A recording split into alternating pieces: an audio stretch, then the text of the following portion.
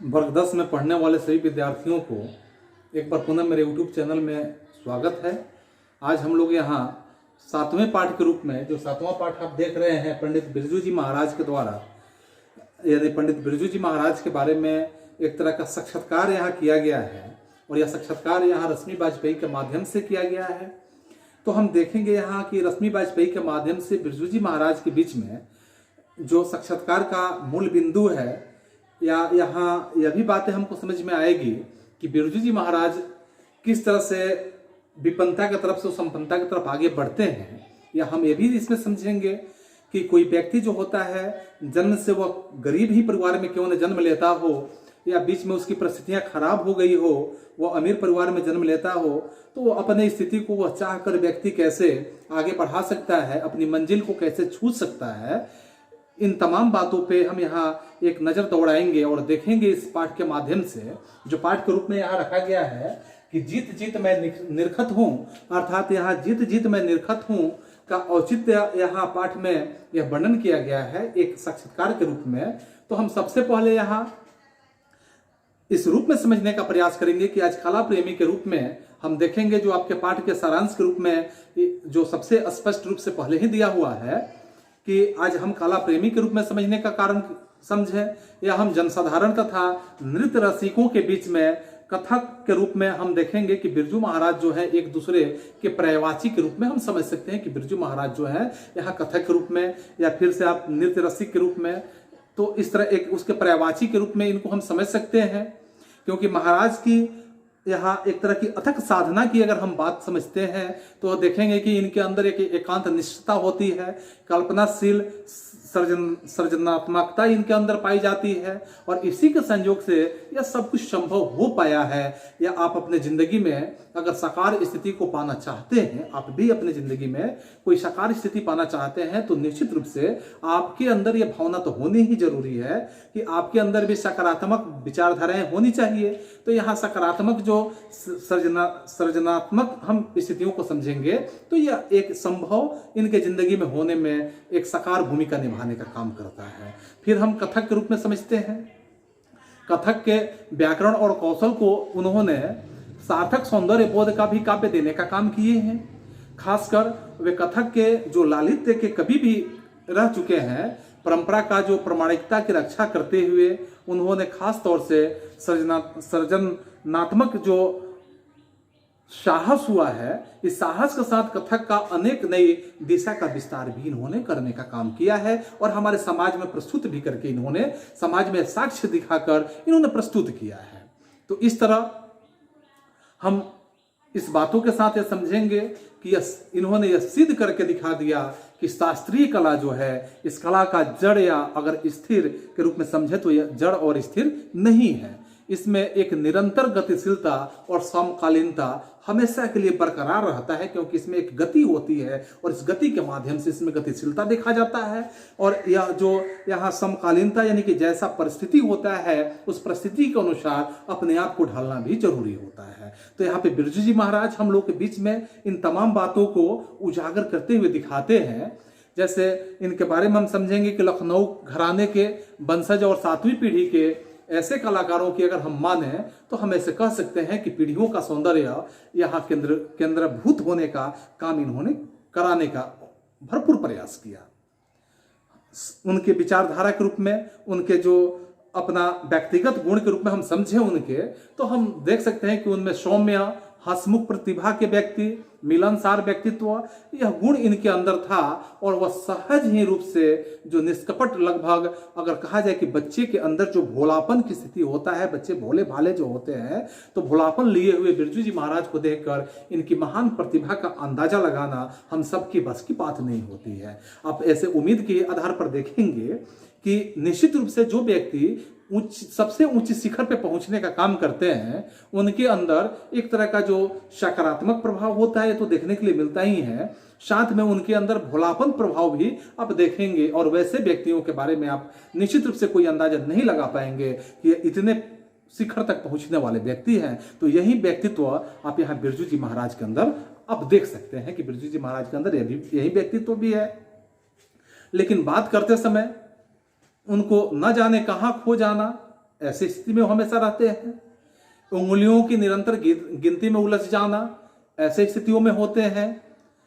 अचानक चेहरे पर निशांत शून्य का भाव पैदा हो जाना और बेचैन करने वाले स्थिति में आ जाना, ऐसे स्वभाव के बिरजू जी महाराज हैं।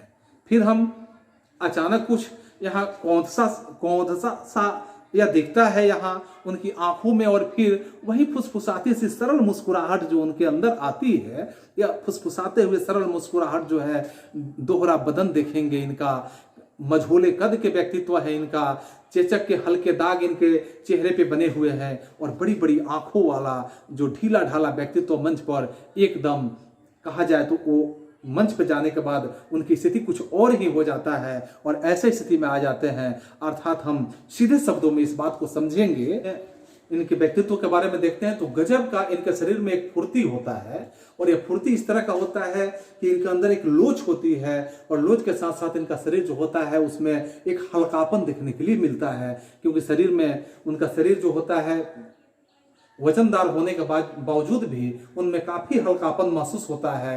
कथक नृत्य के रूप में सौंदर्य जो है अगर हम मान लेते हैं तो वह दृश्य देखने के बाद एक तरह का मूर्तिमान वह दृश्य उनका नजर आता है। फिर हम बिरजू जी महाराज की बातें यहाँ देख रहे हैं कि इनकी सुयोग्य जो शिष्या के रूप में एक है, और इस सुयोग्य शिष्या के रूप में जो अभी हमने इसके पहले जिक्र किया था रश्मि जी वाजपेयी के माध्यम से, तो ये शिष्या है इनका एक तरह से इनके बीच में वार्तालाप करने के लिए, अर्थात इनका इंटरव्यू लेने के लिए जो इंटरव्यू लेती है, और इस इंटरव्यू के माध्यम से जैसे हम देख सकते हैं कि मशहूर शिष्या एक नृत्यांगना के रूप में है, और यह नृत्यांगना जो है रंग कर्म की पत्रिका के रूप में कहें। उसके बाद हम नटरंग की बात करें, इसके संपादक रश्मि वाजपेयी की महाराज से बातचीत जब होता है तो इस बातचीत के माध्यम से जो संपादित उन्होंने एक स्वरूप को, एक अंश को उन्होंने प्रकाशित किया है, तो हम इसी अंश को आज अध्ययन करेंगे, जिसमें बातचीत के बहाने बिरजू जी महाराज का जो अंतरंग जीवन है, इस जीवन उनके जो आत्मकथन की बात हम समझे तो इस तरह का आत्मकथन उनका झलक उठता है, हम लोग के बीच में प्रस्तुत होता है। तो चलिए हम पाठ में यहाँ वर्णन करते हैं कि जो क्रूर अवस्था अंत पाठ, इन्हीं की दो काव्य खंडों के बीच में जो इनका यहाँ रश्मि वाजपेयी से वार्तालाप है। तो सबसे पहले रश्मि वाजपेयी इनसे एक सवाल खड़ा करती है, एक सवाल पूछती है। रश्मि वाजपेयी पूछती है कि पहले आप अपने बारे में मुझे कुछ बताएं। तो देखिए बिरजू जी महाराज के अपने शब्दों में जो कुछ साक्षात्कार के रूप में वो बता रहे हैं कि ऐसे मेरा जन्म तो लखनऊ में हुआ था। लखनऊ के जो जफरीन अस्पताल है, उसी जफरीन अस्पताल में 1838 ईस्वी में जो 4 फरवरी का दिन था और शुक्रवार का वह दिवस था, सुबह 8 बजे के समय में बसंत पंचमी उस दिन था, और उसी बसंत पंचमी के एक दिन पहले मेरा जन्म हुआ था। यहाँ रश्मि वाजपेयी के बताए हुए प्रश्न का उत्तर दे रहे हैं बिरजू जी महाराज। घर में वो आखिरी संतान के रूप में जन्म हुआ इनका। 3 बहनों के बाद इनका जन्म हुआ था। सबसे छोटी बहन उनसे उम्र में 8 या 9 साल बड़ी थी, या 8-9 साल उससे छोटे थे, जो सबसे छोटे के रूप में थे। इनकी अम्मा जो थी तब उस समय 28 के लगभग उम्र की रही होगी, और इसी उम्र में बहनों का ऐसे जन्म के बारे में उन्होंने बताया कि बहनों का जन्म जो था रामपुर में हुआ। रामपुर का नाम आप जानते भी हैं, क्योंकि इनके पिताजी जो थे उस समय रामपुर में ही 22 साल रहने का काम किए थे, 22 साल रहे थे, तो इसीलिए रामपुर में बहनों का जन्म हुआ था। बड़ी बहन लगभग उनके 15 साल की हो चुकी थी, और उस समय उनके पिताजी यानी उनके बाबूजी, अपने बाबूजी के बारे में बता रहे हैं, पिताजी के बारे में बता रहे हैं कि बाबूजी जो थे रायगढ़, और वहाँ रायगढ़ के राजाओं के यहाँ वे अक्सर यहाँ भी गए, और इस तरह से वह अपने बारे में कह रहे हैं कि मैं 1.5-2 साल का था उस समय विभिन्न राजा कुछ समय के लिए यानी कलाकारों की मांग कर लिया करते थे, कि जो कलाकार होते थे राजा के दरबार में वो कलाकार रहते थे, राजा वैसे कलाकारों की मांग करते थे।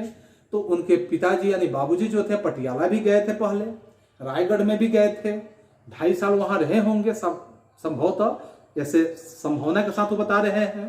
रामपुर जब वो वापस लौट कर आए तो रामपुर बहुत लंबे समय तक रहे। जब मैंने अभी जिक्र किया था कि 22 साल तक रहे, तो रामपुर बहुत अरसे तक रहे।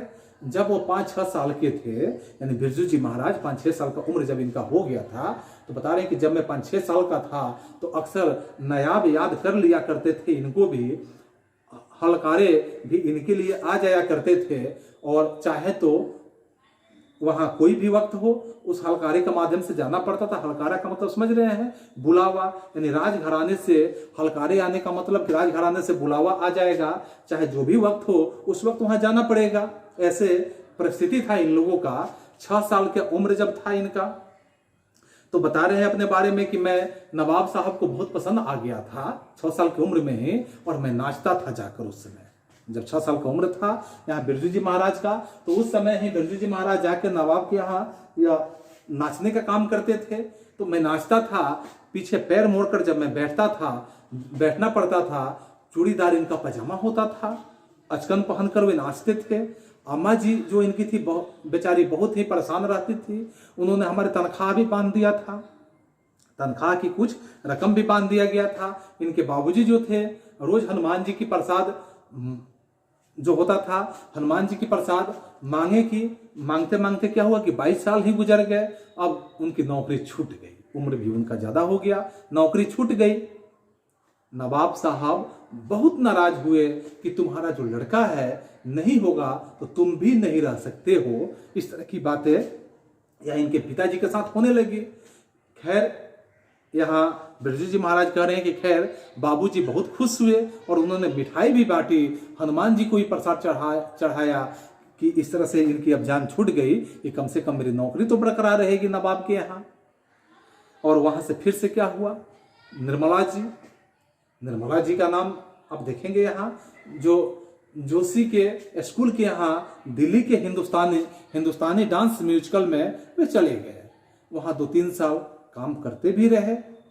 ये शायद लगभग कहा जा सकता है कि 43 की बात रही होगी, यानी कि 43 के समय की यह बात रही होगी। उस उम्र में जो जुबली टाकीज दिल्ली में हुआ करता था, उस टाकीज में बड़े भारी कॉन्फ्रेंस में मेरा नाच रखा गया था। और उस बड़े भारी कॉन्फ्रेंस में जब इनका नाच रखा गया था, यह हॉल जो था अभी भी है, अर्थात देख सकते हैं कि यह हॉल आज भी दिल्ली में है, जो यहाँ जहाँ पे इनका नाच पहली बार रखा गया था।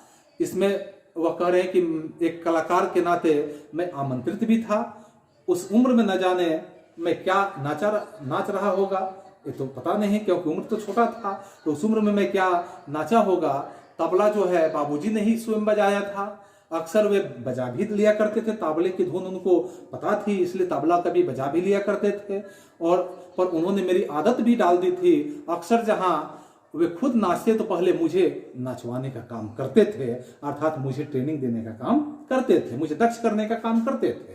तो इस तरह से और खूब जोरों से जमकर नाचता था। जो मुझे यहाँ रश्मि वाजपेयी के बताए हुए बातों को पंडित बिरजू जी महाराज कह रहे हैं कि वो मुझे याद तो ठीक नहीं है, पर जो बोल देते थे तो जो भी पिताजी बोल देते थे, टुकड़े का मैनेजमेंट में फट से याद कर लिया करता था। जैसे ऐसे में याद कर लेता था जैसे दिग दिग थई ता थे, यानी कि दिग दिग थई ता थे, अर्थात यह एक धुन है जो ताबले का धुन है। मैं यहाँ बिरजू जी महाराज फिर बता रहे हैं कि मैं अंदाजा कर लेता था कि यह नाप जो है मेरा ईश्वर की कृपा से अच्छा ही रहा होगा, क्योंकि खूब जो था उस दिन मैंने नाचने का काम किया, मैंने खूब नाचा और मैं बहुत नाचा।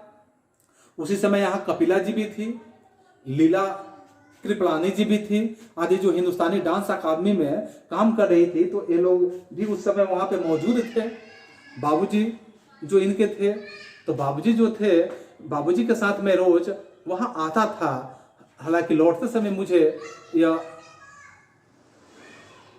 जब बाबूजी के साथ में वहां आता था तो चूंकि लौटने के समय मुझे बिल्कुल याद ऐसे है कि मुझे नींद आ जाया करती थी, और जब नींद आ जाया करती थी तो मुझे हैट पहनने का बहुत शौक था। एक बार की घटना अपनी बता रहे हैं कि हैट पहनने का शौक था। एक बार हैट पहने तांगे में लेटा हुआ था, तभी देखिए क्या होता है कि पार्टीशन पार्टीशन का मतलब है कि पार्टीशन के कारण जो चेकिंग भी वहां पे चल रही थी, पार्टीशन हुआ था तो उस समय वहां चेकिंग का काम चल रहा था।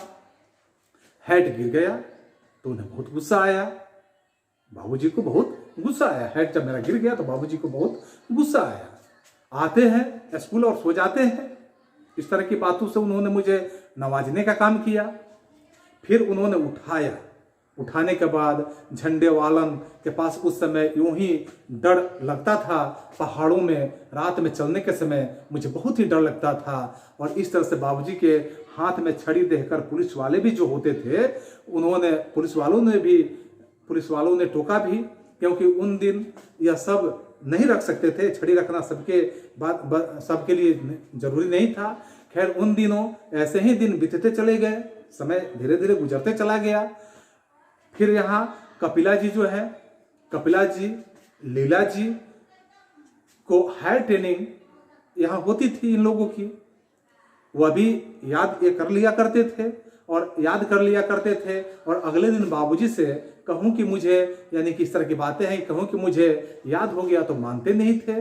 फिर जब अम्मा जो होती थी, अम्मा जी कहे सुन लो और मस्का लगाए तो सुनते थे। तो ऐसे में बाबूजी जी की आदत थी कि परन कीड़ तक धुन धुन नाटिकता धनिनता, अर्थात ये पढ़ने उस साल अगर कहा जाए 7 साल की उम्र में मैं खूब सुनता था। इतना सुनता था कि उनको दरअसल उस समय नौकरी का यह एक नौकरी जो था, नौकरी यह नहीं था कि जम गए एक ही जगह। जैसे मैं 28 साल से यहाँ हूँ और इस तरह की बातें वो सोच रहे थे। तब जहाँ भी नौकरी की वहाँ रहे कुछ दिन, फिर लखनऊ आ गए और 2-3 महीने इस तरह से यह जो है स्वतंत्रता थी। रामपुर है तो अगर कहा जाए कि रामपुर है तो 3 महीने दिल्ली चले गए। बंदिश नहीं थी किसी तरह की, कहीं हिल नहीं सकते थे। मेरा भी मन नहीं लगता और लगता मैं भी ऐसा ही करूं, लेकिन बस यहाँ बिरजू जी महाराज कह रहे हैं कि बस इसी तरह वक्त बीतते चला गया। यहाँ दिल्ली में जब हिंदू मुस्लिम दंगे होने लगे थे, काटामारी होने लगी थी, बहुत ज़्यादा वहाँ खून खराबे हुए। डर के मारे अम्मा और मैं लखनऊ चले गए और इस तरह से हुआ स्थिति कि तालीम इसी किस्म की मुझे दी गई थी।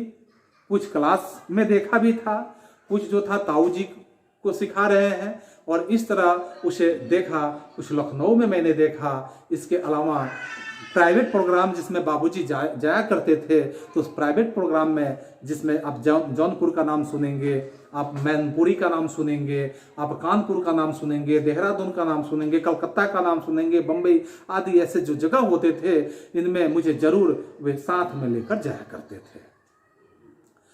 पहले इसलिए कलकत्ते में बहुत मजा आया, उसमें फर्स्ट प्राइज भी मिलने वाला था। उसमें शंभू महाराज चाचा जी और बाबूजी दोनों नाचे थे, पर उसमें फर्स्ट प्राइज मुझे ही मिला और मैं बहुत अंदर से गौरवान्वित महसूस हुआ। तो चाचा कहने लग गए, चाचा की एक आदत बन गई, वहाँ कहने लगे कि बड़े भाई, यह बात कहने लगे कि बड़े मियाँ तो बड़े मियाँ, छोटे मियाँ सुभान अल्लाह।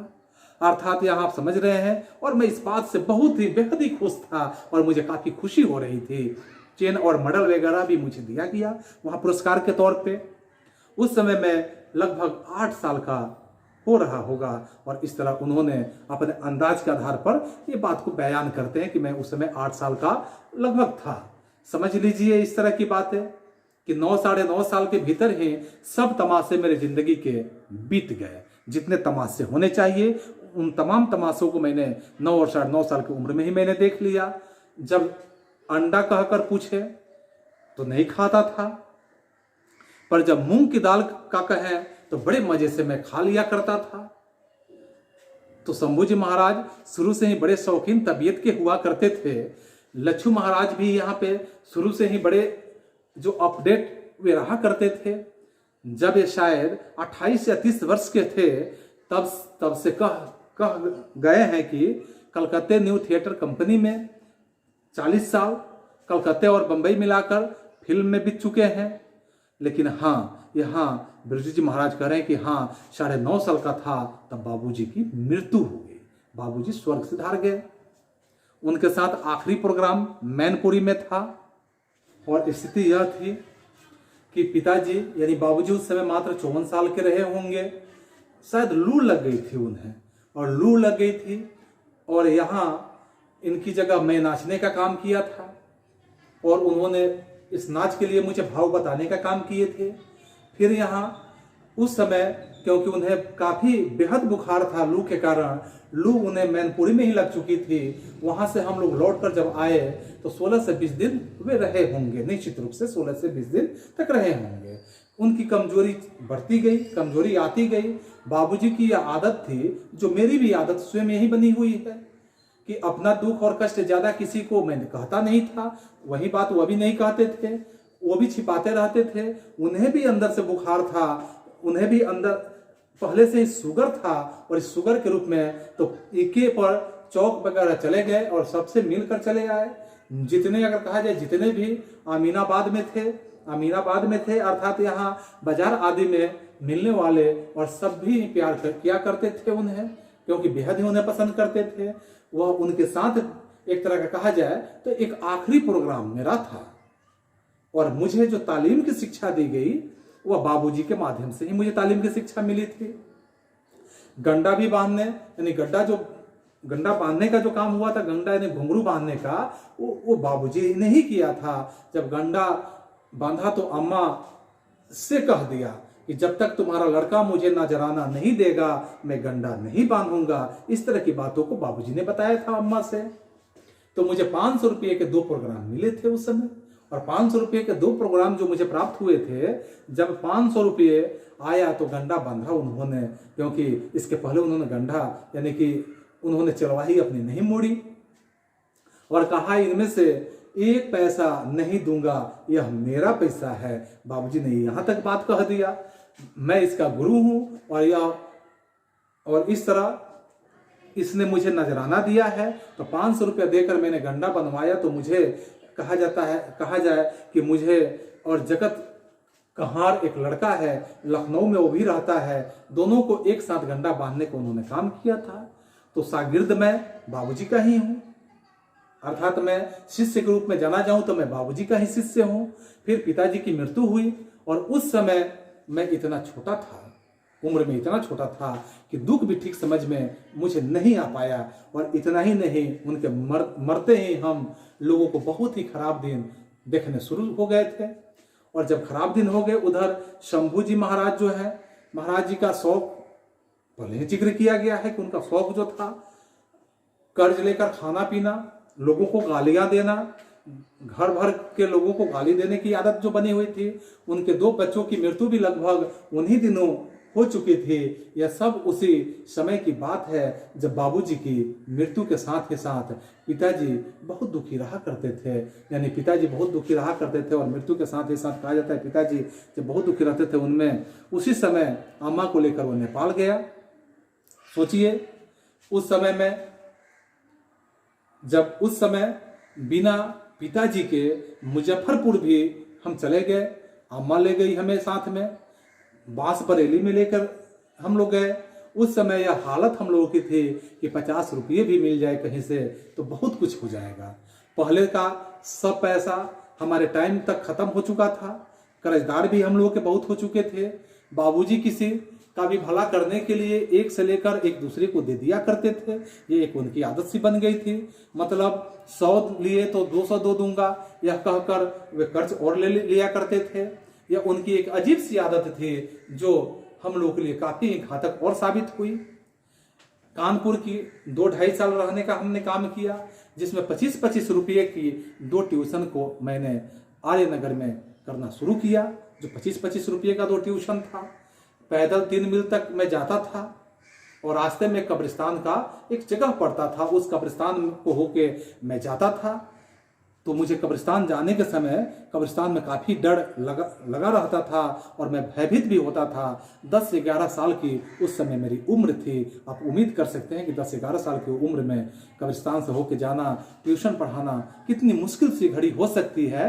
अब 50 रुपये के रिक्शे पर खर्च करता तो आखिर में क्या बचता कि 25 का 2 ट्यूशन ही पढ़ाना था, तो 50 रुपये के खर्च पर क्या कर पाते। वो भी ट्यूशन में नागा हो तो पैसा अलग से काट लिया जाता था। 50 रुपये के काम करके किसी तरह पढ़ता रहा मैं। एक सीताराम बांग्ला करके लड़का हुआ करता था, वो एक अमीर घर का लड़का था। उसे मैं डांस सिखाने का काम करता था। वह बेचारा मुझे उस बदले में पढ़ा दिया करता था हाई स्कूल की पढ़ाई, जो मैं हाई स्कूल की पढ़ाई भी कर लेना चाहता था। कहाँ चिंता, कहाँ अम्मा, कहाँ 50 रुपये का ट्यूशन, यह सब बिखरा हुआ अगर यह बात था। इसलिए स्थिति ऐसा हुआ कि मैं उस परीक्षा में फेल भी कर गया। हाई स्कूल में मैं पास नहीं कर पाया, मतलब पढ़ाई मेरी अच्छी तरह से नहीं हो पाई। और जिस कारण अच्छी तरह अगर पढ़ता तरीके से तो ईश्वर की कृपा से मेरा दिमाग बहुत तेज शुरू से ही था, मैं पास भी हो सकता था, लेकिन मैं पढ़ नहीं पाया, इसलिए मैं पास नहीं हो पाया। नेपाल भी इसी दौरान हम गए थे। लेकिन नेपाल जब इसी दौरान गए थे तो एक हमारे रिश्तेदार थे वहाँ, जिस रिश्तेदार का नाम झुमकलाल यानी झुमकलाल करके हुआ करता था, उसके यहाँ ही हम गए थे। लेकिन बस यही एक कारण था, वहाँ नहीं रहे। एक ही कारण से हम वहाँ नहीं रहे, खास प्राप्ति नहीं हुई, क्योंकि जो हम मन में इरादा करके गए थे वह चीज़ हम लोग को हासिल नहीं हो पाया। वहाँ भी कोशिश की, मतलब कि प्रोग्राम मिल जाया करे, 200-400 मिल जाए तो कुछ महीने आराम से हम काट लेंगे, लेकिन ऐसा नहीं हुआ। ऐसी हालत थी। हम लोग जो परिवार, हमारे परिवार में जो लोग थे, या पंडित बिरजू जी महाराज बता रहे हैं कि जो कुछ थे, यानी एक ही मकान में रहते थे, पर ऊपर नीचे करके सब एक ही मकान में रहते थे। खासकर चूल्हा शुरू से ही इन लोगों का अलग था। महाराज जी का अपना खाना पीना जैसा था, और पिताजी के समय से में ही दादी जो थी पिताजी से अलग रहती थी, चाचा अलग रहते थे, और वे मारा पीटी सभी हमेशा वो किया करते थे। 14 साल की उम्र में जब मैं वापस लखनऊ आया फेल होकर, तब कपिला जी अचानक लखनऊ पहुंच गई, मालूम करने कि लड़का जो है वह कुछ करता भी है, या आवारा या गिरहट हो गया है, या कोई अपने जिम्मेवारी पर कोई काम करता है, वह है कहाँ, इस तरह से वो जानने के लिए वहाँ पे जब आई यहाँ कपिला जी, तो तब अम्मा जी ने दिखाया मुझे कि करते तो हैं, थोड़ा बहुत जो सीख पाए थे, जितना वो सीखे थे उतना तो कुछ कर लेते हैं। तब कपिला जी ने मुझे संगीत भारती, जो अब कहा जाता है कि जो पहले हिंदुस्तान म्यूजिकल डांस अकादमी था, वही संगीत भारती के नाम से वो प्रसिद्ध हो चुका था, वहाँ लेकर गई। 6 महीने बढ़ गए तो बहुत खुश हुआ मैं वहाँ। उस समय 250 रुपया मुझे मिलना शुरू हुआ था, और रहता था दरियागंज के एक दुछती थी, जैन साहब का मकान था, उसी मकान में मैं रहता था। अम्मा जी को यह दुख जो है, दुख की जैनियों का यह मकान, एक तरह से कहा जाए कि दुख की जैनियों का मकान है। लड़के को प्याज खाने का को नहीं मिल रहा है, मछली तो खाता नहीं था, पर उसमें छोटी सी तो जगह थी, एक टेबल फैन वहाँ ले लिया गया था। दरियागंज से 5 या 9 नंबर का बस मैं पकड़ने का काम करता था, और कभी रीगल पर तो कभी ओडेन सिनेमा के पास उतरने का काम करता था। वह स्कूल था रिवोली के पास, तो 1 महीने तक मैं रास्ते भी भूल जाया करता था। एक से खंभे हैं चारों तरफ, तो मैं किसी भी सीढ़ी के सहारे चढ़ जाया करता था। वहाँ बड़ी मुश्किल से फिर निशाना बनाए रहता था, ताकि मैं भूल नहीं सकूं, यहाँ से आओ और यहाँ से चले जाओ, ऐसे निशाना बनाकर एक खंभे के हिसाब से मैं रोज आया जाया करता था। तो देखिए यहाँ बिरजू जी महाराज कितने कष्टों को झेल के आगे बढ़ने का काम कर रहे हैं। हाँ, एक तरह की बात यह है कि यह घटना बहुत ही इनके लिए दुखदायी शुरू से ही रही है। बाबूजी की मृत्यु के समय बिल्कुल पैसा नहीं था घर में कि उनकी 10वां किया जा सके, 10वां करने के लायक भी पैसा नहीं था। 10 दिन के अंदर सोचिए मैं 2 प्रोग्राम करने का काम किया। बिरजू जी महाराज बता रहे हैं कि 10 दिन के अंदर में मैंने 2 प्रोग्राम किया, और उन 2 प्रोग्राम से 500 इकट्ठे किए, और जब इकट्ठा हुआ तो यहाँ 10वां और 13वीं का काम मैंने उनका किया। बाहर मित्रों आदि की जो शायद अंदाज यहाँ नहीं रहा होगा कि घर की ऐसी हालत है, जो भी हो जिस तरह से भी हो, यह मुझे अच्छी तरह से याद है कि पिताजी का मरना, फिर उन दिन उस 10 दिनों में मेरा नाचना और पैसे इकट्ठे होना और उनसे ही 10वां 13वीं का इंतजाम होना, यह मुझे अच्छी तरह से बातें याद है, क्योंकि उससे कष्ट, बड़ा कष्ट और कुछ भी नहीं कहा जा सकता है, क्योंकि 10वीं और 13वीं के बीच में अपने प्रोग्राम को देना, इससे बड़ा कष्ट दूसरा कोई नहीं हो सकता है। ऐसी हालत में मैं नाचने गया था।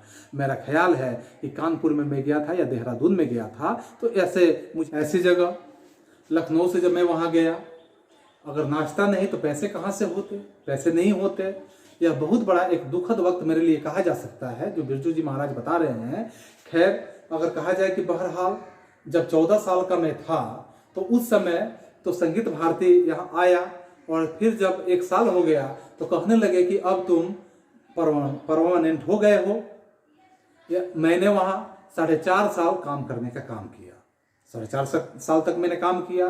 संगीत भारती में सबसे अगर बड़ी कमी यह थी कि गुप्ता जी जो भरतनाट्यम, मणिपुरी आदि वालों वहाँ पे जो थे, तो वो कहते थे कि जो पंक्ति बनाकर ग्रुप फिट किया करो, एक पंक्ति बना लो और ग्रुप फिट किया करो, ये करो वो करो, ऐसे समझाते थे। जैसे कहा जाए कि कथक में 8 मिनट की रानी कर्णा का जो सोलो करवा दो, बस वही काफ़ी है। और इस तरह से तो मुझे बहुत ही दुख होता था कि मैं कर सकता हूँ और मुझे करने नहीं दिया जाता है। इस तरह का मुझे दुख होता था। इसी धर्म संकट में मैंने नौकरी भी छोड़ दिया। करीब 56 के दशक की बात है कि 56 के आसपास लगभग मैं यहाँ 8 महीने में अलग रहा। मैं लखनऊ फिर चला आया था, और जब लखनऊ चला आया बस ऐसे ही, तब तक शंभू जी जो थे, शंभू जी महाराज वहाँ आ चुके थे भारतीय कला केंद्र में, और सुमित्रा जी के यहाँ करजन रोड में सिखाते थे माया राव को। और माया राव को जब वो सिखाते थे तो यहाँ संगीत भारती की जो कमाई था उसी से मैंने एक साइकिल भी खरीदने का काम किया, जो मेरे पास अभी भी वह साइकिल मौजूद है, और उस साइकिल को आज तक हम सुरक्षित रखे हुए हैं। और उस साइकिल को मैं नहीं बेचता हूँ, उसे देखकर मैं पुराना वक्त एक बार याद कर लिया करता हूँ कि किस तरह साइकिल पर मैं चढ़कर एक ट्यूशन कराने के लिए जाया करता था। 50 रुपये की वो साइकिल थी। संगीत भारती के पैसे काफ़ी नहीं होते थे।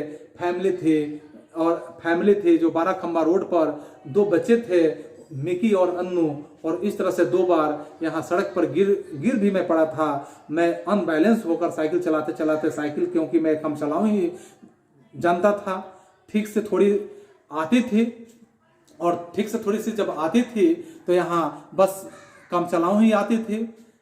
बस के पैसे बचाने के लिए मैंने इस साइकिल को खरीदा था ताकि बस के पैसे मेरे बच जाएंगे।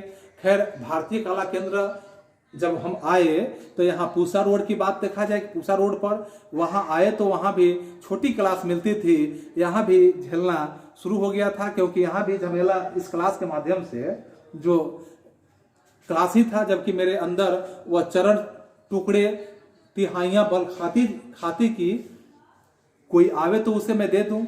पर वहाँ यह भी था कि बड़ी लड़कियां जो होती थी वह समझदार भी थी, जो भी आवेगी वह बड़े महाराज के यहाँ या बड़े महाराज के पास ही आवेगी, यहाँ काहे को आवेगी। अब यहाँ 18-30 साल का लड़का जो है बड़े बुजुर्ग के आगे कहाँ चल सकता था। खैर, उनमें से रश्मि जी एक लड़की भी इनको हासिल हुई। उन्हें पूरे मन से मैंने सिखाने का काम किया, इसीलिए कि हमको तो कोई और बड़ी लड़की नहीं मिल सकती है, और उन लड़कियों में सबसे बड़ी थी, और मैंने उसकी तैयारी कराना शुरू कर दिया। वो तालीम देकर जो महाराज के यहाँ भी लड़कियां थी, हमारे तालीम के माध्यम से अट्रैक्ट हो गई और हमारी तरफ वह खींचती हुई चली आई, क्योंकि तालीम जो था वह मेरा बहुत अच्छा तरह से था। मैंने बहुत ही बेहद ढंग से प्रयास भी किया था। बस उसके बाद से बैले वगैरह को कहा जाए तो लच्छू महाराज जी ने जो मालती माधव पहला किया उसमें असिस्टेंट के रूप में था, और जबकि यह मजेदार बात यह होती है कि उसके एक्शन वगैरह जो था सब मैं बनाने का काम करता था अंदर। और वे कहते थे अबे जब वहाँ जाएगा तो बोल देगा सबके सामने, चाचा जी वह कौन सा मूवमेंट सिखाता था, तो मैं कहूँगा कि वो वाला, फिर तू बना लीजो अपने आप, और इस तरह से अपने आप तुम इसे बना लो। बस तो बनाता मैं भी था, और इस तरह से मैं ही इसे बनाता था। और बरखा बहार गोवर्धन लीला बनाने के लिए यह 1.5 साल पहले मैं आया हुआ था और इस तरह से पूसा रोड में कॉलेज जब शुरू हुआ तो मैं वहाँ गया था पूसा रोड के कॉलेज में। नीना जी के सामने भी मैंने ज्वाइन किया और केशव भाई थे वहाँ पे। केशव भाई और मैं साथ में ही रहा करते थे, सूप आदि पीने का काम करते थे। ये बेचारे बनाते थे, मुझे तो वह भी नहीं आता था। बस उनके बाद संगीत भारती के जमाने में अपने होस्ट के कलकत्ते में एक कॉन्फ्रेंस में मैं नाचने का काम किया था, क्योंकि उस समय दयाराम जी जो थे वह साथ में ही थे मेरे। वह मेरी देखरेख भी किया करते थे, क्योंकि इनको ले जाता था मैं रखवाली के लिए। जब वो मेरा नाच वहाँ पे हुआ तो इस नाच के माध्यम से वहाँ से कलकत्ते का जो ऑडियंस थे उन्होंने मेरी बहुत ही बुरी बुरी प्रशंसा करने का काम किए। इतनी की तमाम जो अखबार थे, अखबारों में मैं एकदम छप गया और इतना मैं छपा कि मैं मशहूर होने लगा। और वहाँ से दूसरे डांसर्स जो थे तमाम, उनको भी लगा कि लड़के ने कुछ अलग ही कर डाला है, क्योंकि मतलब वहाँ के लोगों को पता लगा कि मैं कुछ अलग हूँ और मैं घर का। पर उस समय की कुछ कटिंग आदि भी मेरे पास अभी मौजूद है, क्योंकि बहुत पुरानी यह बात हो चुकी है और इस पुरानी बात के लिए मैं इसे कटिंग के रूप में रखा भी हूँ। तो वहाँ से मेरा एक मोड़ शुरू होता है, क्योंकि उसके बाद हरिदास स्वामी कॉन्फ्रेंस बम्बई ब्रज नारायण ने मुझे बुलाने का काम किया। वह भी प्रोग्राम मेरा बहुत अच्छा गया था। यह भारतीय कला केंद्र जो था वहाँ पे मैंने ज्वाइन भी किया और ज्वाइन करने के बाद उसके बाद मैं फिर ईश्वर की कृपा से प्रोग्राम के रूप में मैं कलकत्ते चला गया, बम्बई चला गया। और उन्हीं दिनों कुछ अरसे के बाद अगर देखा जाए तो कुछ अरसे के बाद मद्रास गया, भारतीय कला केंद्र का साथ भी गया था। वहाँ मद्रास में मैं गया और धीरे धीरे लोग मुझे पसंद करने लगे थे, मुझे इज्जत करने लगे थे। 3 साल जो संगीत भारती में बीता उसमें मेरा यह नियम था कि सुबह 4 बजे जग जाना वगैरह नागा, यदि इस तरह के मेरे नियम बने थे। चाहे बुखार चढ़ा हो, चाहे खांसी आ रही हो, सुबह 5 से रियाज यानी 5, 6, 7, 8 तक रियाज, फिर घर जाना और 1 घंटे के अंदर तैयार होकर फिर से वापस चले आना। और 9 बजे 2 घंटे की क्लास सुबह की होती थी। वह 3 साल मैंने खूब रियाज करने का काम किया, मतलब यही सोचकर कि यही टाइम है, कुछ अगर कुछ बढ़ना है, आगे बढ़ना है तो अंधेरा कमरा करके किया करता था। जब बाद में मैं थक जाऊं तो भी जो यहाँ कहा जाए कि जो भी आज हाथ आए, कभी सितार, कभी गिटार, कभी हारमोनियम लेकर मैं बजाने का काम किया करता था। और मतलब रिलैक्स होने के लिए, ताकि मैं इससे रिलैक्स भी हो लूँ। सितार भी तो मैंने बहुत बजाने लगा था अच्छा खासा। हाँ, अगर कहा जाए तो खूब जोरों से मैंने सितार बजाने का भी काम करने लगा था। फिर हाथ में यहाँ शक्लें बनने लगी थी मिजराव की वजह से, तो मैंने डर के मारे यह छोड़ दिया था कि डिस्टर्ब करेगा डांस में कि 2 आंखें दिखेगी, तो मैं सितार छोड़ देने का काम। इसके बाद क्या था कि मैं गिटार बजाने लगा। ऐसे ही थोड़े मेरे अंदर शौक आ गए थे और शौक के मारे ही मैं गिटार बजाने लगा। मैं सितार छोड़ा, गिटार छोड़ा, फिर बांसुरी मेरी बहुत दिनों तक ये चलती रही। मतलब शौक के मारे मैं बजाने का ये काम करता था। डागर साहब के साथ ट्रेन में भी अपने ऊपर ये बजा ही रहा हूँ कि वे नीचे गुनगुनाने शुरू हो गए थे। तो शौक उनका भी रहा होगा कि सरोद भी चलता रहा और शौक के कारण वो सरोद बजाते रहे। खैर सरोद तो अभी कहा जाए कि अभी भी मेरा शौक है, क्योंकि तबला जो है, तबला मैं शुरू से बजाता था। हारमोनियम थोड़ा बहुत मैं लहराने के बजाय, यहाँ कहा जाए कि बजाने के लायक बहुत शुरू से ही बजाता था। और यहाँ ऐसे बिरजू जी महाराज फिर बता रहे हैं कि शुरू से फिल्मी गाने गाकर मैं पूरे मोहल्ले के लोगों को खुश किया करता था। सभी लोग मेरे गानों से खुश हो जाया करते थे और जैसे ही वो खाना वाना भी खिला देने का काम करते थे। सिंधी फैमिली जो थी, इस सिंधी फैमिली में वह बेचारी फिर उसके बाद तो तमाम फिर वहाँ काम करने लगे और नए नए तरह से। उसके बाद की कहानी तो फिर मालूम ही है आपको, क्योंकि वह बता रहे हैं रश्मि वाजपेयी जी को कि उसके बाद की जो कहानी आपसे मुलाकात हुई तो आपको मालूम ही है। और इस तरह से कितने बैले, कितने दुनिया भर के अलग अलग जो हिस्टोरिकल, और यहाँ फिर जो विदेश टूर पर भी हम गए थे। रूस पहला मेरा विदेश का ट्रिप हुआ करता था और पहला मेरा ट्रिप था विदेश का, जिसमें कुमार संभव लेकर हम सब लोग को वहाँ लेकर गए हुए थे। फिर रश्मि वाजपेयी यहाँ बिरजू जी महाराज से पूछ रही है कि आपको संगीत नाटक अकादमी का अवार्ड कब दिया गया था। तो संगीत नाटक अकादमी का अवार्ड जो था, इन्होंने बताया इस संबंध में कि 27 साल का उम्र जब मेरा था, बहुत छोटे में ही, यानी मेरी सब चीज़ जो थी बहुत छोटे में ही हो गई, जल्दी जल्दी से मेरी सभी चीज़ें कर दी गई। फिर यहाँ रश्मि वाजपेयी पूछ रही हैं कि आपकी शादी किस सन में की गई, तो यहाँ बता रहे हैं बिरजू जी महाराज कि ओ माँ, मैं 18 साल का था, बस इतना ही याद है मुझे कि मैं 18 साल का था। 18 साल की उम्र में मेरी शादी अम्मा जी ने कर दी थी, और खासकर बहुत बड़ी गलती उन्होंने किया था मेरी शादी करके, जबकि हम सोच ही रहे थे कि पहले काम कर ले फिर शादी करें। पर अम्मा जी शायद अंदर से घबराई हुई थी, और घबराने की स्थिति में, क्योंकि उनको तो चिंता ही थी कि पिताजी मर गए हैं, क्या उनका क्या होगा पता नहीं, अगर हम भी मर जाएं तो इसका शादी विवाह कब होगा। तो इस तरह की बातों को सोचकर अम्मा जी घबराई हुई थी।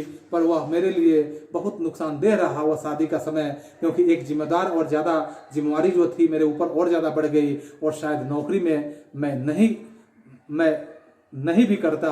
अगर ऐसा नहीं होता तो नौकरी मुझे करने की स्थिति नहीं आती, और इस तरह से अपने रियाज में और अपने नाच में भी मैं मस्त हो सकता था। लेकिन इन पाबंदियों ने जो पाबंदियां थी, पाबंदियों ने शादी गृहस्थी और लखनऊ और घर, इन सब चीज़ों ने मुझे और ज़्यादा मजबूर कर दिया, क्योंकि तुम नौकरी नहीं करोगे तो क्या करोगे, वरना छोड़ छाड़ कर कि मैं अपना अकेले फिल्म के रूप में भी चाचा जी की वजह से उनका असिस्टेंट भी बन सकता था बम्बई जाकर। और लालच शुरू से मैंने बच्चों को अक्सर हुआ करता था, बम्बई भाग जाओ, पर ऐसा मेरे मन में भी हुआ था, नहीं मैं गया।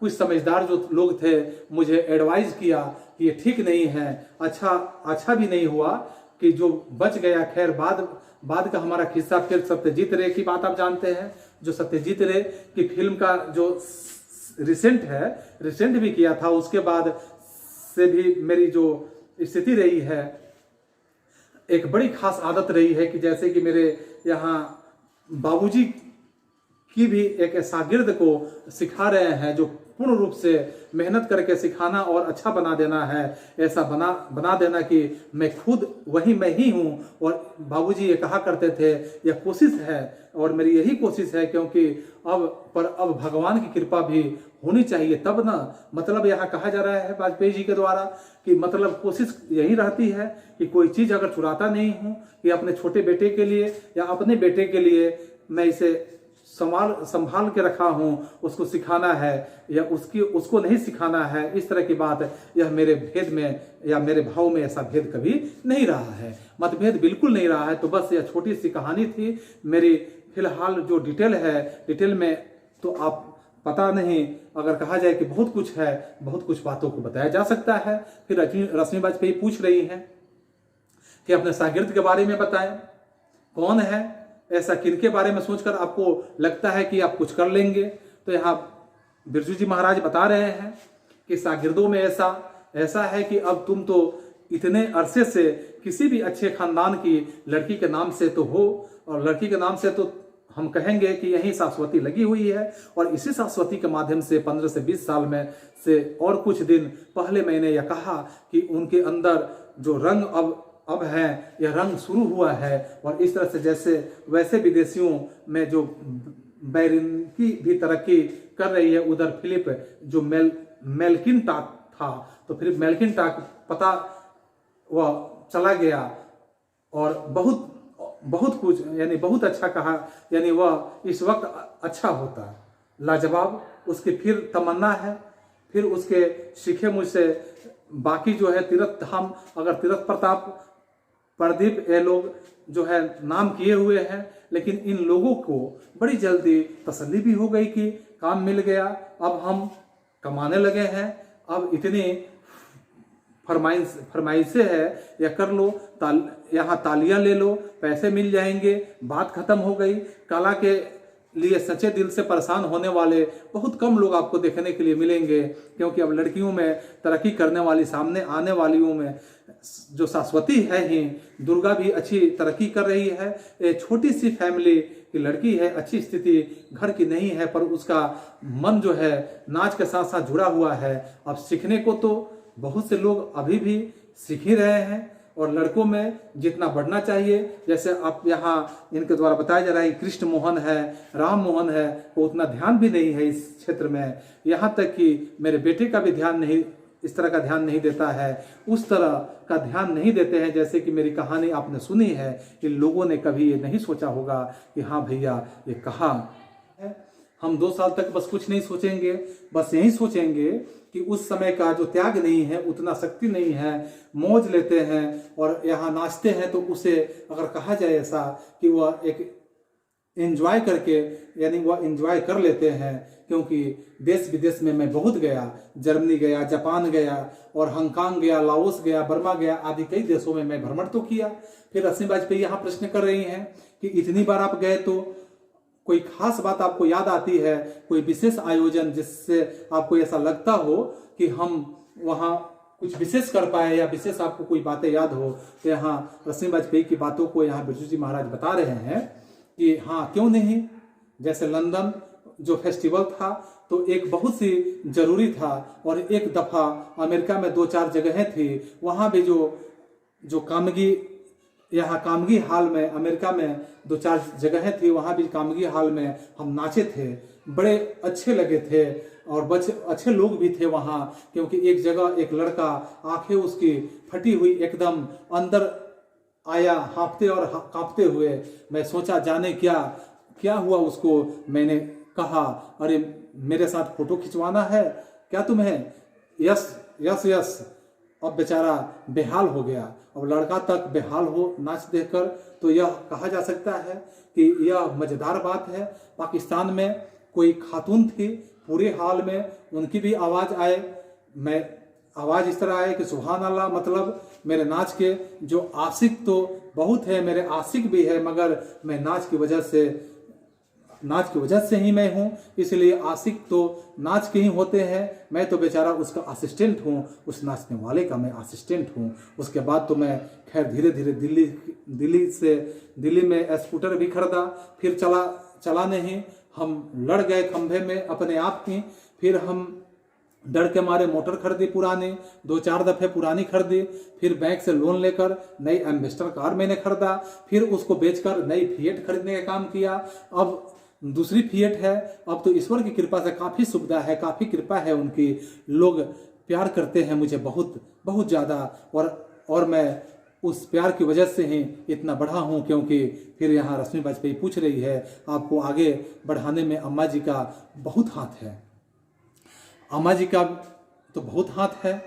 अम्मा जी ने तो शुरू में बुजुर्गों की तारीफ करके मेरे सामने हरदम की बेटा वो ऐसे थे, इनको कम से कम इतना नाम तो याद था उन बुजुर्गों का। अभी आप दूसरे किसी से पूछे घर में तो उन्हें नाम भी नहीं मालूम था, और कि कौन कैसे थे। चाची के बारे में बताया जाए कि संभाजी महाराज की पत्नी से आप पूछे महाराज जो बिंदा दिन के बाद बदले के ये कौन थे, तो इस तरह के तो उनको मालूम भी नहीं था। इस तरह से ठुमरियाँ भी मैंने उन माँ से ही, यानी अम्मा जी से ही मैंने सीखा था। मेरी वाकई में वह गुरुवाइन भी थी, और गुरुवाइन के रूप में वो माँ तो थी ही, गुरुवाइन भी थी। और जब भी मैं नाचता था तो सबसे पहले एग्जामिनर या जज अम्मा को ही मैं मानता था, उन्हीं को समझता था। और जब भी वो नाच देखती तो मैं कहता था कि उनसे कि मैं अगर कहीं गलत तो नहीं हूँ, तो गलत हो रहा हूँ तो आप एकदम बता देना। मतलब बाबूजी जो थे, बाबूजी वाले ढंग है ना मेरे अंदर, तो कहीं गड़बड़ाते तो नहीं है। तो इस तरह की बातों में नहीं बेटा नहीं, उन्हीं की तस्वीर हो तुम, उन्हीं के पर वेले वह तो मेरा एक नया क्रिएशन के रूप में देखा जा सकता है। वो हरदम ऐसे ही कहती रही। और लखनऊ में कहा जा सकता है कि लखनऊ में जो बुजुर्ग थे उनमें से गवाही ली मैंने, जो यहाँ चेंज तो नहीं लग रहा है, नहीं बेटा नहीं, वही ढंग है, वही रूप है, वही तुम्हारा वही शरीर वगैरह, जो टोटल ढंग वैसा ही है जो तुम्हारे बाबूजी का था, बैठने का, उठने का, बात करने का, मतलब जैसा था बिल्कुल वैसा ही है, बस यही एकदम बिल्कुल वही है। और इस जगह है तो बहुत ही आने जाने की, हम बहुत लोकप्रिय हैं बम्बई में, और इस तरह से कलकत्ता में साउथ के लोग भी बहुत यानी जो साउथ के लोग हैं बहुत चाहते हैं मुझे, और हर डांसर के लिए चाहे थोड़ी देर के लिए गलत शब्द इस्तेमाल कर लें, लेकिन अगर कहा जाए कि पर दिल से अगर आप पूछेंगे कि ईमानदारी से बताओ तो दूसरा शब्द इस्तेमाल नहीं करेगा। यही कुल मिलाकर अगर कहा जाए कि वह यही कहेगा कि वो अच्छे हैं, मतलब अगर ईमानदारी से कहेंगे तो प्रोफेशनल यहाँ आता है, और दो चार जगह बुराइयां करेंगे तो उन्हें क्या आता है, वो तो ऐसे ही बेकार आदमी है। तो उन्हें मालूम है कि वैसे लोगों को मालूम है कि इन चीज़ों का मुझे कोई दोष नहीं है। शुरू से किसी के बारे में अगर कहा जाए किसी के बारे में जो करता है बढ़िया करता है, और जो ऐसे बस मैं अपना बुरा नहीं चाहूँगा, बस यही खास आदत है मेरी। फिर रश्मि बाजपेयी पूछ रही हैं कि आपको मंच पर आपका कुछ अनुभव या स्मरण बचपन में या ऐसे अनुभव तो आपको आते ही होंगे। तो बता रहे हैं बिरजू जी महाराज कह रहे हैं कि अब नाचे तो हम बहुत ज़्यादा हैं, बहुत जगह पे नाचे हैं, इतना कि गिनती करना मेरे लिए बहुत मुश्किल बात है। और उस ज़माने में यानी उस ज़माने से जिस ज़माने से हम नाच रहे हैं, रामपुर नवाब के महल में मैं नाचा था, नेपाल महाराज के यहाँ भी मैं नाचा था, और जमींदार के यहाँ भी मैं नाचा था। जहाँ का मैं अक्सर अगर कहा जाए तमाशा सुनता रहता हूँ कि जहाँ महफिल भी लगी है, लड़का नाचेगा, जरा चारों तरफ थोड़ा खिसक कर जगह बनाओ तो सब खिसक जाया करते थे। तो नीचे गलीचे पर चांदनी, और चांदनी गलीचे के नीचे, यानी कि जमीन पर कहीं पर गड्ढे हैं, कहीं पर खांचा है, मतलब यह सब नहीं है। कौन परवाह करे इस सब बातों का। आजकल हमारे नए डांसर है कि स्टेज बड़ा खराब है, बड़ा टेढ़ा है, बड़ा गड्ढा है। हम लोग को यह सब सोचने का कहाँ मौका मिलता था। तब गर्मी के दिनों में जरा सोचो, न एयर कंडीशन न कुछ, बड़े बड़े पंखे लेकर जो नौकर चाकर हुआ करते थे वो हाँकते रहते थे, उनमें भी हाथ बचाना पड़ता था। नाचने में उनमें से अगर लड़ गए कहीं तो दूसरे की गैस लाइट जल सकती थी, उसकी भी गर्मी एक अलग होती थी, गैस लाइट जो जलती थी। रश्मि बाजपेयी फिर पूछ रही है कि अक्सर रात में होते थे या दिन में भी होते थे प्रोग्राम। तो यहाँ बिरजू जी महाराज बता रहे हैं कि दिन में भी होते थे। भैरवी का प्रोग्राम जो कहा जा सकता है, यह कायदा था कि रात को 1:30-2 बजे तो चलता था नाच वाच, उनमें थोड़ा भाव गीत वगैरह हुआ करता था, यानी हुआ ठुमड़ी भाव पर विशेष।